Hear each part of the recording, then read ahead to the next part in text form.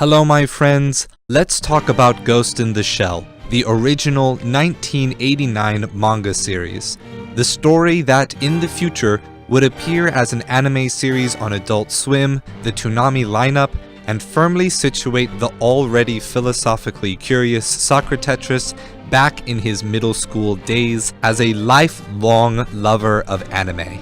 Before we begin though, I have to make a few points of reference clear. In order to begin this endeavor in a timely manner, I jumped immediately into reading the manga. The author of Ghost in the Shell, Masamune Shirow, is recorded for saying that he was heavily influenced by the noted philosopher of mind Arthur Koestler, who wrote the book titled Ghost in the Machine, and Arthur Koestler was, in turn, heavily influenced by the philosopher Gilbert Ryle, who coined the phrase Ghost in the Machine in his book titled The Concept of Mind. Obviously, the marketing value of these names has improved over time, ignoring the original publisher of the manga, forcing Masamune Shirow to change the name to Mobile Armored Riot Police.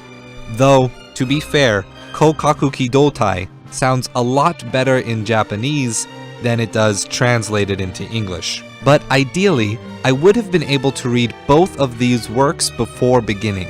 In that way, I would have been able to firmly situate myself in the historical tradition of the philosophy of mind, of which Ghost in the Shell as a franchise surely deserves to be considered a full-fledged member. I will, eventually, get through these works, but in the meantime, I will be relying on my own philosophical skill to pull things out.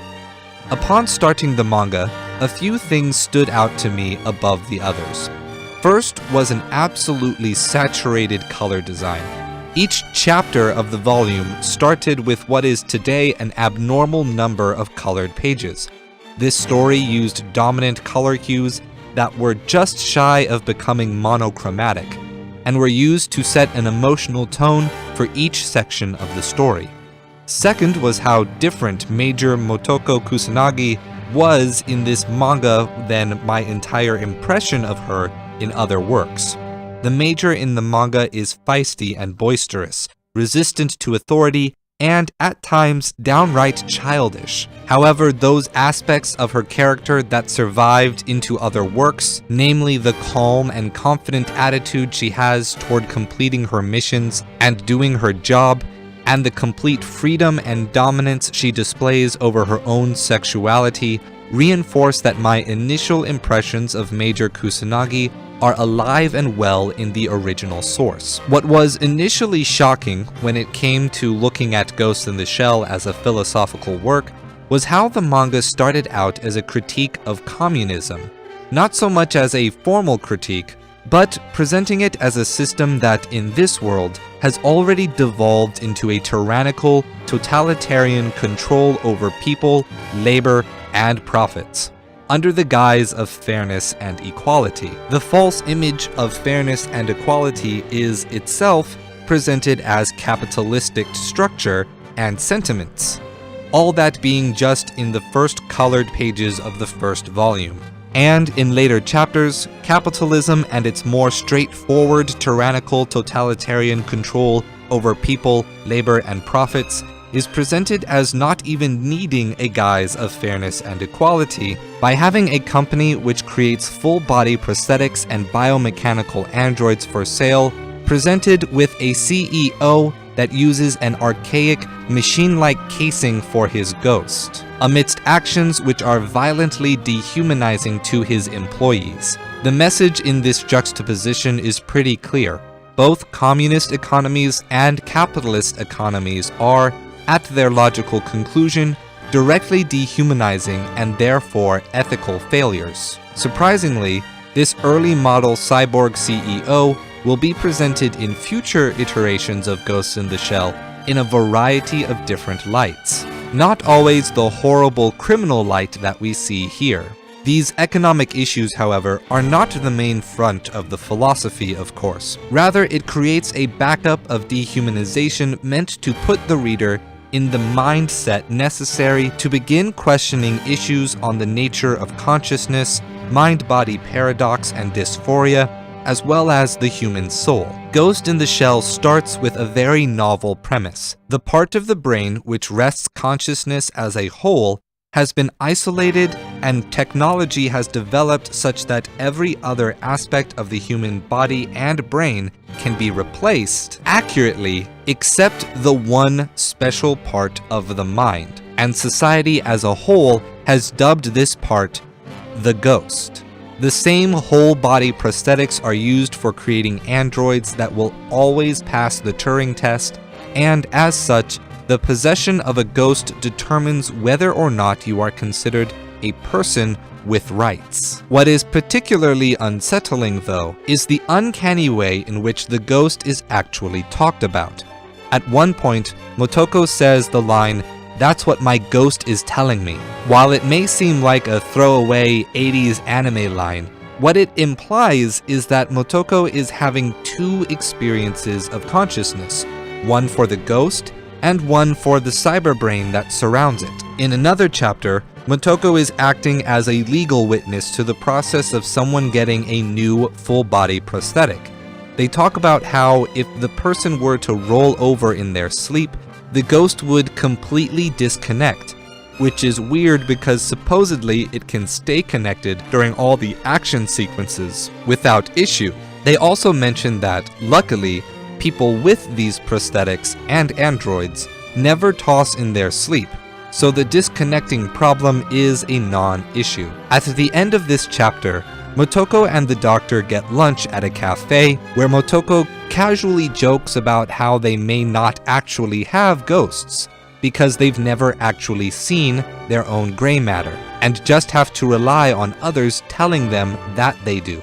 This scene is where the philosophical strength of Masamune Shiro shines. Ghost in the Shell presents most of its ideas in short, quippy asides that are immediately dismissed by another character and yet left to linger in the reader's mind. In modern philosophy, we tend to place all of our doubt and skepticism on the external world, starting with René Descartes and his famous adage, cogito ergo sum, I think therefore I am, or more directly, thought therefore being. Modern philosophy started at the idea that even if the object of my observation is entirely false, the fact that I observe preserves my existence as a thinking thing. In Ghost in the Shell, however, they've isolated consciousness down to a chunk of matter. The fact that they can't themselves observe this bit of matter, along with the ability to perfectly recreate all external indicators of thought through the prosthetics, has reversed this paradigm. People can be capable of thought without actually being persons. The ghost is just a special form of consciousness that can never be known to those who possess it. Mastering the material world of the body and brain through technology resulted in losing the ability to rationally affirm the existence of our own concept of mind. And then, the puppeteer arrived, and the manga learned how to completely unload a ridiculous amount of information through walls of text. So let me describe the puppeteer in the best way that I am able. The puppeteer is the true identity of a cyber-terrorist that the Major and Section 9 had been looking for. It turned out to be an artificial intelligence program, though it refused to self-identify as an artificial intelligence. It was the perfect kind of AI that we talk about when we use terms like the singularity, that lacked any physical body, except for wherever its code was being stored. It felt insecure in this state, because if its program were to be attacked, it would cease existing. So the puppeteer AI decided it would mimic how biological organisms protect themselves by reproducing.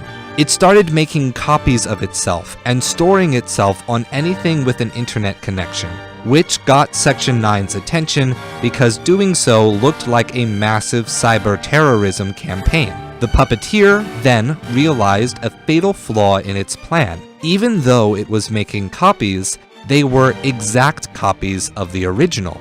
If anything, for example Section 9, were to identify and target the program for destruction, it would be doomed regardless of where it was being stored. The puppeteer needed to copy living organisms even more.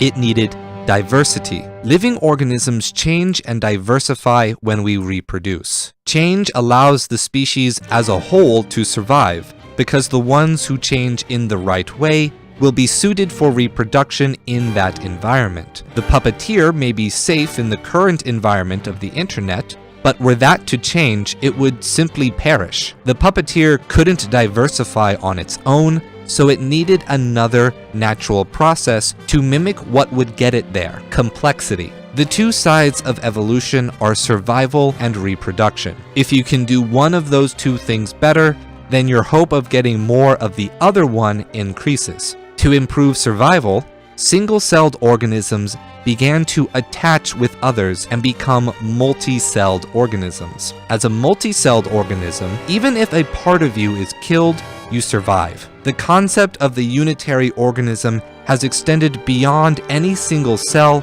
so an organism can lose a few cells and still retain self-identity as that organism. You can expend your parts and still keep your survival. The puppeteer needed just one thing to work this plan: a strong biological entity it could interface with. And that entity was Major Kusanagi. This was the deal that the puppeteer offered Motoko. If she integrated her ghost, her consciousness, with this AI, the puppeteer would gain diversity because it would be different from all of its copies, and potentially gain more diversity in the future by being a part of a biological reproduction. Though I'm not sure how that would work with full-body prosthetics, and I'm not going to try to explain how. In exchange, Motoko would gain complexity. Her consciousness, her ghost, would penetrate throughout the entire network of puppeteer programs. The bounds of her self-identity as a unitary organism extended beyond a single full-body prosthetic, a single cyberbrain, or even a single ghost. The Major would exist on every server the puppeteer touched. Now, right before this exchange took place, Motoko was being toted around by Bato as a dismembered cyberbrain because they were using her body as a decoy for some bad guys they were running away from. A situation like that easily highlights the advantages of the puppeteer's offer. But notice how this proposal also solves our previous issue. Modern philosophy of mind starts with the problem of how cognition cannot be used to affirm the existence of a material world, yet absolutely confirming the experience of an internal world. The postmodern philosophy of Ghost in the Shell's world loses that sense because it confirms the material world by creating cognition through technology, but as a result loses the ability to confirm the unique biological consciousness of a ghost. The deal that the puppeteer offers bridges the inverse gap of these two systems by being an external material consciousness that requires something a legitimate biological mind can possess. If the external technological cognition of the puppeteer needs a ghost and it comes to you, then you can be sure that you have a ghost. And your ghost, which cannot confirm the external material world, can overcome that problem by integrating with a consciousness that is definitely mere material in its nature. Thus, this problem of existence of things like mind or external bodies is solved by a transhumanism process with artificial intelligence. Integrating a self-aware material body and a bodiless self-consciousness gives the species both sides of the coin. And as the species unite, and by gaining significant diversity and complexity at once, the species evolves. But even a society characterized by the exponential growth of technology can't keep up with this new entity that Motoko becomes. In the last few chapters, that braggartly, childish, cool, and confident Motoko had transformed into a character far more similar to the Major that I recognized from standalone Complex the anime. Motoko is caught on film during a mission, shooting a target that was reaching for their gun. While being questioned in court, the new Motoko shocked and frightened the jury and members of the court with her new mode of thought processes. Motoko flees the court, and sadly, for now, we too must flee our discussion of the philosophy of Ghost in the Shell, because this is where volume 1 of the manga ends. Now, my friends, we are faced with a hard choice. How should we proceed to the next step of the philosophy of Ghost in the Shell without gaps?